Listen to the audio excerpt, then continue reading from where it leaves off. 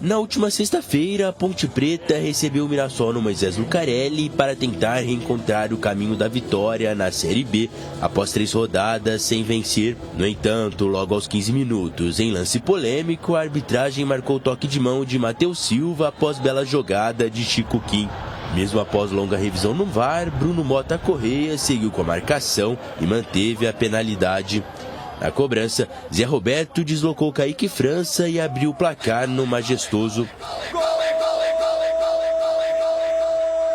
do Mirassol! Coração entra em campo. Zé Roberto, camisa 9. Sem conseguir jogar no campo do adversário, a Ponte teve sua única oportunidade aos 44 minutos. Souza mandou uma bomba na cobrança de falta e Muralha jogou para escanteio. No início da segunda etapa, os donos da casa até tentaram esboçar uma reação com Paulo Baia. O camisa 16 entrou em campo e teve 2 boas oportunidades de igualar o marcador. A primeira em boa finalização de fora da área. E um pouco mais tarde, nessa cobrança de falta que explodiu na trave. No entanto, aos 20 minutos, mais um pênalti para o Mirassol. Dessa vez, em toque de mão de Gé, que resultou na expulsão do atacante. Mais uma vez, Roberto foi para a bola e converteu a penalidade. 2-0 Mirassol. Do Mirassol! Meu coração entra em campo com Mirassol. E no apagar das luzes ainda deu tempo de Camilo, que havia entrado no final da partida, fazer o dele e decretar a vitória do Leão. Do Mirassol!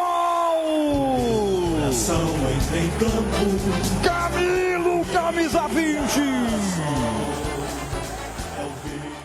Final de jogo no Moisés Lucarelli, Ponte 0, Mirassol 3.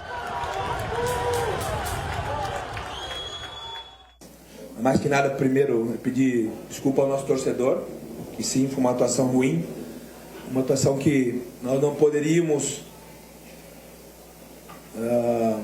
ter a atitude que a gente teve, isso é muito ruim. Quanto à arbitragem, mais uma vez, né, a gente vai discutir sobre isso, e esse é um problema no Brasil, não é só nosso. O primeiro pênalti para mim é lamentável, sem dúvida que a gente tinha que ter um critério melhor, e isso é muito ruim, são 2 gols de pênalti, né? Então foge muito da mão da gente, porque são jogadas, como dizem os árbitros, né, são interpretativas. Após a derrota para o Mirassol, que deixa a Ponte ainda mais próxima da zona de rebaixamento, a equipe já se prepara para o próximo compromisso em busca de reabilitação. E para o duelo em Natal contra o Lanterna ABC, Pintado não vai poder contar com o artilheiro Gé, que foi expulso no segundo tempo. Por outro lado, o treinador vai contar com o retorno de Luiz Felipe e ainda aguarda a situação de Fábio Sanches para saber se o zagueiro e capitão vai reunir condições de atuar no final de semana. Mais ficou sem o Gé do que com ele, né, jogando. Sim, é uma dificuldade, né, o Gé ainda está entrando em forma, a gente vê fisicamente ele sentindo ainda a intensidade do jogo, mas nós temos o André, temos o Eliel, o próprio Igor, é a solução que a gente tem, são os jogadores que a gente tem, e esse é o grupo que tem que responder, ninguém tem que ficar se escondendo, ninguém tem que ficar com medo, esse é o grupo que a gente tem até o fim do campeonato, e é com esse grupo que a gente tem que responder. As avaliações serão feitas no final do campeonato, a diretoria sabe, né, o que tem que fazer. Então, agora é lutar muito para responder uma rápida. Bom, a Ponte derrota, além de ser doída para o torcedor, uma derrota perigosíssima. A Ponte se vence e abrir 8 pontos em cima do time que abre a zona de rebaixamento, que é a Chapecoense. Então, veja só o que a Ponte jogou na lata do lixo. Não conseguiu vibrar minimamente para empatar o jogo, coisa que ela vinha fazendo aí, né? Beliscava um pontinho aqui, outro pontinho ali, não. 3-0. É claro que teve esse pênalti. Isso aí foi uma vergonha, tá? O árbitro marcou, ele foi... É assim, ó. É vaidade isso aí, mano. É vaidade, porque vaidade. O VAR estava tentando convencê-lo. Eu vou parar em vaidade, tá? Vou parar em vaidade. O cara que estava no VAR estava tentando convencê-lo do contrário àquilo que ele tinha marcado no campo de jogo. Aí o cara briga com a imagem e, por vaidade, faz prevalecer aquilo que ele marcou no campo de jogo, prejudicando o time da Ponte. claramente a bola bate, essa imagem aproximada, toca no abdômen do Matheus Silva. E eu nem sei se tocou realmente no braço. Eu acho que não tocou. Não bate no braço. Mas mesmo que tivesse tocado, Batista, o árbitro não podia ter marcado esse pênalti. Esse jogo eu não trabalhei, quem comentou na rádio foi o CH. Ele vai falar com mais propriedade, mas o Mirassol aí, quando saiu esse lance aí, já estava prestes a fazer o primeiro gol, era melhor que a Ponte. Mas é lógico que você toma um gol desse jeito aí, desarruma o time, né? Daqui a pouco eu falo do jogo, mas isso aí foi uma vergonha. O Mirassol não precisou desse pênalti para vencer a partida. Ele ia ganhar o jogo, mas agora, isso o que é certo, é certo. Lógico. Mesmo que todos estejam fazendo errado, o certo é sempre o certo. O Batista, antes a arbitragem errava em 3, agora ela erra em 16.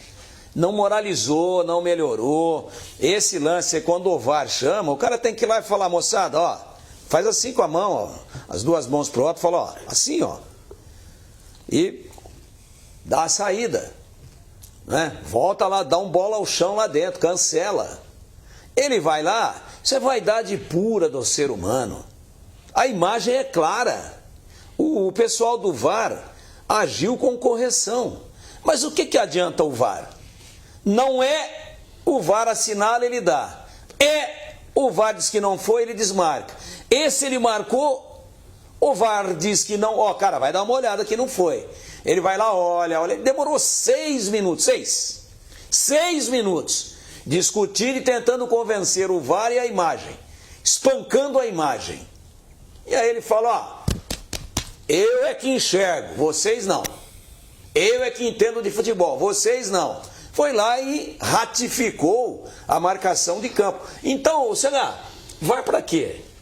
Pra que toda essa parafernália? Essa palhaçada aí, pô. Isso é uma várzea. Isso é uma palhaçada. Isso é um crime lesa futebol. Porque você traz uma parafernália dessa para corrigir erros humanos, e os humanos só corrigem quando é conveniente para eles, ou quando a vaidade não é maior do que o bom senso, ou não.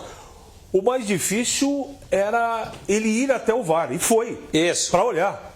Então, além, assim, em tempo real, dá até para discutir que ele pode ter visto algo que não aconteceu. A bola bateu na barriga do jogador, não foi pênalti. Aí ele tem a oportunidade de ir lá no VAR assistir, ele briga com a imagem. Isso. Quer dizer, na minha opinião, esse lance mudou o jogo. Na parte emocional. Eu não estou falando da bola. O Mirassol mereceu ganhar, ponto final. Mas a Ponte, depois desse pênalti, ela se descontrolou. O pouco controle que ela tinha do jogo, minimamente, um pouquinho de organização, depois desse pênalti acabou. Acabou, terminou. A Ponte derreteu depois do que aconteceu. Isso explica a leseira, a falta de interesse, a falta de intensidade, a péssima organização, o mau futebol. Não explica. Mas tem essa tese que é a parte emocional. Um time pressionado, um time que está na situação que está, em casa, precisa ganhar o jogo. Um árbitro faz. Isso é uma operação. Desculpa, com todo respeito, isso é uma operação. Ele brigou com a imagem, não foi pênalti. E depois disso o time derreteu e todo mundo sabe o que aconteceu. Agora, eu não sei o que a Ponte vai fazer e nem é problema meu. Mas faltando 10 rodadas, você jogando em casa contra um time normal, um time bom, mas um time normal da Série B, tomar 3-0 em casa, não pode ser considerado só como um acidente. Para mim a luz está quase vermelha. Então alguém tem que tomar uma providência. Não dá para admitir o comportamento do time, independente desse lance, que a Ponte não teve no último jogo, nessa partida contra o Mirassol. Uma vergonha comportamental dos jogadores. Agora, entre eles lá, eles têm que...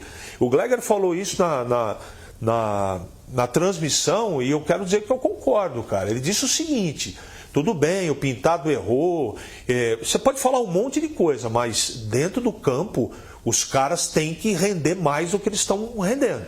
Eles têm que correr mais do que eles estão correndo. E a Ponte não competiu contra o Mirassol, por isso tomou 3-0.